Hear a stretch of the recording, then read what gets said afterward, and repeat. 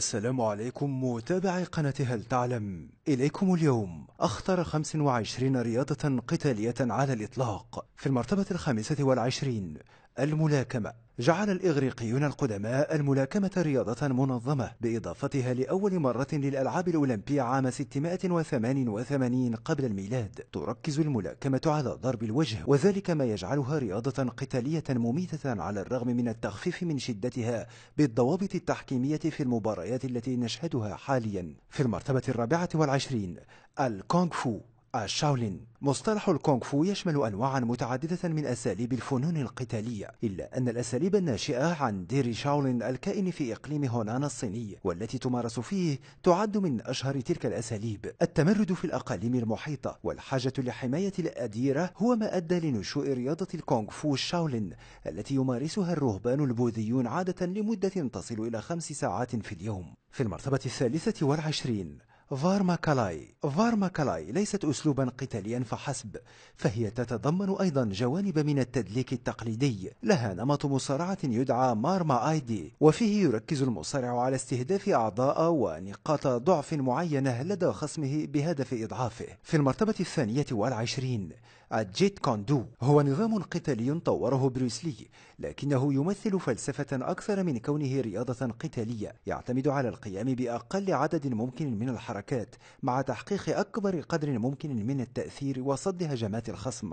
يركز على السرعة والانسيابية في الانتقال بين الحركات الهجومية. كان بروسلي يصف هذا الأسلوب الخطير بفن التعبير عن الجسم البشري. في المرتبة 21 النانجيتسو. هي مزيج من الفنون القتالية والتحايل، وتتضمن مجموعة من أساليب الدفاع عن النفس يمارسها مقاتلو الشينوبي الذين كانوا يوظفون كقتلة أو جواسيس. ومع أن بإمكانهم القتال دون استخدام أدوات، إلا أنهم عادة يستخدمون أسلحة مثل شفرات الشوريكن وسيوف الكاتانا. في المرتبة 20 الوينغ تشين. هو أسلوب قتال صيني يركز على القتال وجها لوجه. التوازن هو شيء أساسي في الوينغ تشين، حيث إن على من يمارس هذا الأسلوب أن يحافظ على توازنه ويقف بطريقة ملائمة تضمن ثباته على الأرض لتعزيز قوة الهجوم. في المرتبة 19 باكوم. هو نمط قتال شوارع بيروفي ابتكره روبرتو بوك بيزادا، ويعتمد على تشتيت توازن الخصم لمباغتته. يمارس في المصارعات التي تقام في أماكن سرية. الغاية منه هي إلحاق أكبر أذية ممكنة بالخصم، والقاعدة الوحيدة هي عدم جواز إصابة الأعضاء الحساسة أو الرقبة. في المرتبة 18 كالاريباياتو. الأسلوب الأصلي للكالاريباياتو كان يتضمن استخدام أسلحة، لكن الأساليب التي تمارس اليوم لم تعد تستخدمها. وحدهم أكثر ممارسي هذا الأسلوب حكمة وانضباطا يعلمون طرق إعاقة الخصم أو قتله بمجرد لمس نقاط حيوية لديه. في المرتبة 17 السافات. رياضة فرنسية تركز على الركلات المنخفضة بهدف كسر عظام الخصم، ولأن ضرب أحدهم بقبضة يد مغلقة يمكن أن يؤدي للسجن لمدة تصل ل6 أشهر، فإن هذه الرياضة الخطرة تعتمد على تسديد ضربات بكف مفتوح على الوجه تحديدا لتدويخ الخصم. في المرتبة 16 الهايكيدو. هو أسلوب قتال يتمحور حول الدفاع عن النفس، ويتضمن حركات من قبيل الإمساك بالخصم ورميه، بالإضافة إلى استخدام أسلحة تقليدية مثل السيف وعصي السلاسل والحبال. يعرف هذا الأسلوب الكوري الخطير باستخدام الركلات الهوائية واستهداف نقاط الضغط لدى الخصم، وهو جيد للقتال ضمن نطاق محدود أو مفتوح. في المرتبة 15 الأيكيدو. ابتكر الياباني موريهي أوشيبا هذا النمط القتالي ليجمع ما بين معتقداته الدينية ودراساته الفلسفية وبين الفنون القتالية. كان من أهداف أوشيبا الأساسية إيجاد طرق للدفاع عن النفس دون إصابة المهاجم بأذى خطير. يبدو نمطا قتاليا لينا لكنه فعال جدا،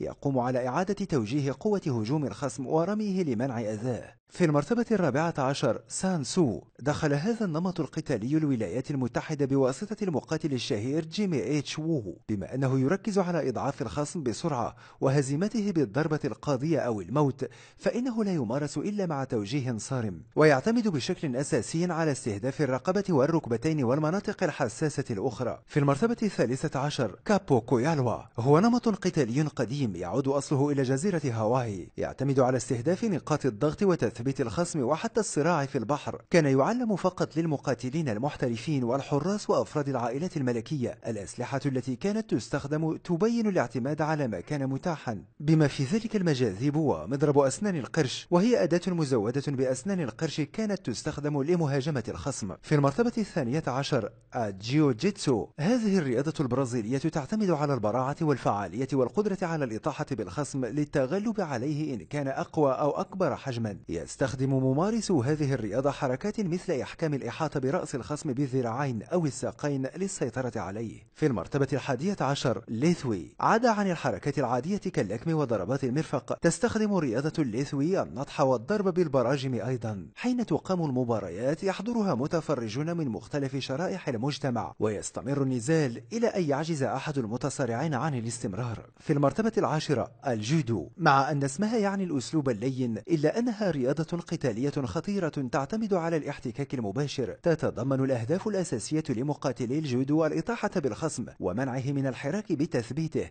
أو إجباره على الاستسلام من خلال الإحاطة بجسمه بالساقين أو برأسه بالذراعين. في المرتبة التاسعة لاين. تنفيذ حركة نظام اللاين كما يجب قد يؤدي لوفاة الخصم. بعض جوانبه تعتمد على القتال في الحالات التي تكون فيها الرؤية ضعيفة أو حين يكون المرء منهك القوى. بما أنه معد لقتل الخصم، فإنه لم يكن مناسبا للحالات التي لا تتطلب القتل، ولهذا استبدلته البحرية الأمريكية بنظام قتالي آخر عام 2002. في المرتبة الثامنة التايكواندو. نشأت هذه الرياضة في كوريا في حقبة الأربعينيات والخمسينيات بعد عودة الكوريين الذين كانوا يقيمون في اليابان إلى بلدهم عقب انتهاء الحرب العالمية الثانية. أسسوا مدارسهم الخاصة التي تعلم أساليب القتال الفردي، ولاحقا جمعت في نظام قتالي موحد تعرف بالركلات الهوائية العالية والركلات اللولبية السريعة. في المرتبة السابعة سيستيما. هذه الرياضة الروسية تعتمد على التنفس والمرونة، وتستغل نقاط الضغط واندفاع الخصم لإضعاف هجماته. عدا عن القتال عن قرب، تتضمن سيستيما عادة استخدام سكاكين أو أسلحة نارية. في المرتبة السادسة المويتاي. تعرف رياضة المويتاي بفن الأعضاء الثماني، لأنها تستخدم قبضتي اليد والمرفقين والركبتين والقدمين. ألقي القبض على المقاتل السيامي الأسطوري نايكانومتوم خلال المعارك بين بورما والسيام، وهي تايلاند حاليا، عام 1767، لكن الذين أسروه سمحوا له أن يقاتل لنيل حريته، وقد فاز بسهولة. حين عاد إلى بلده أصبح أسلوبه القتالي رياضة رسمية. في المرتبة الخامسة بين كاكسيلات. تستخدم هذه الرياضة كل قدرات الجسم في الهجوم والدفاع. تمارس في أنحاء إندونيسيا، لكن لها أساليب مختلفة. بعضها يركز على المهاجمة باللكمات والركلات، وبعضها يفضل الإمساك بالخصم وتثبيته، وبعضها يعطي الروحانيات أهمية أكثر من القتال. في المرتبة الرابعة جراف ماغا. المقاتل المجري إيميل تشينفيلد استخدم تمارينه للدفاع عن الجزء اليهودي من مدينة براتسلافا سلوفاكيا في الثلاثينيات بحكم أصوله اليهودية، ولقد ساعد الجيش الإسرائيلي على تطوير نظام قتالي يعتمد بشكل رئيسي على التعدي بعنف ويركز على إحباط المخاطر. في المرتبة الثالثة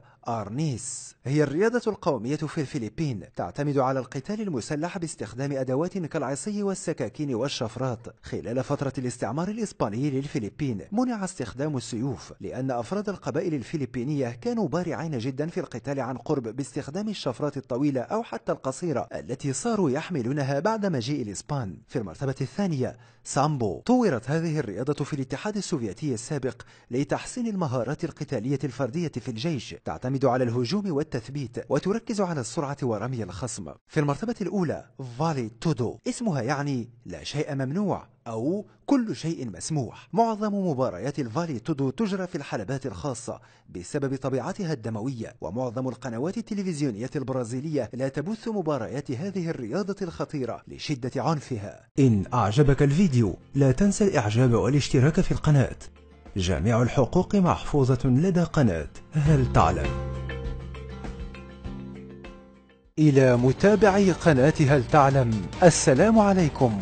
أحمل لكم اليوم نبأ سارا فمن الآن وصاعدا سنتوقف عن إعادة رفع المقاطع التي سبق نشرها في القناة السابقة، وسنقدم لكم فقط كل ما هو جديد وحصري من المقاطع الجديدة والمفيدة المنتقاة بعناية والمتميزة بمحتواها وتقديمها عبر هذه القناة، قناة اكتشف. وللراغبين في مشاهدة الحلقات السابقة التي لم ننشرها بعد في هذه القناة فيمكنهم مشاهدتها على القناة الاحتياطية على الرابط المكتوب في الوصف أسفل هذا الفيديو. أما هذه القناة فسنعرض فيها فقط المقاطع الحديثة التي تنشر لأول مرة على قناتكم قناة هل تعلم. نتمنى أن تقضوا برفقتنا أوقاتا ممتعة ومفيدة، ونعدكم أن نبذل كل جهدنا لنقدم لكم كل جديد ومفيد من الحقائق والمعلومات من مختلف المجالات والاهتمامات.